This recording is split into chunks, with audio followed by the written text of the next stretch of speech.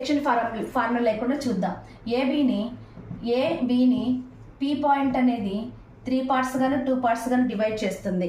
Section formula చేద్దాం. Total parts వచ్చేసి 5. ఇక్కడ ఏ పాయింట్స్ వచ్చి -4, 6, బి పాయింట్స్ వచ్చేసి 3, -5. ఇప్పుడు ఎక్స్లో గ్యాప్ తీసుకుందామండి. 3 -of అంటే 4 అంటే 7ని 5 పార్ట్స్తో డివైడ్ చేద్దాం.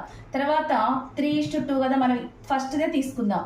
3 × 7/5 అంటే 21/5 అవుతుంది.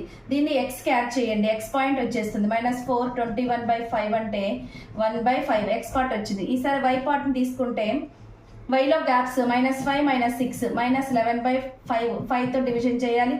తర్వాత దీన్ని 3తో మల్టిప్లై చేయాలి. -33/5 అవుతుంది. దీన్ని ఏలో ఉన్న వై కోఆర్డినేట్కి యాడ్ చేయాలి.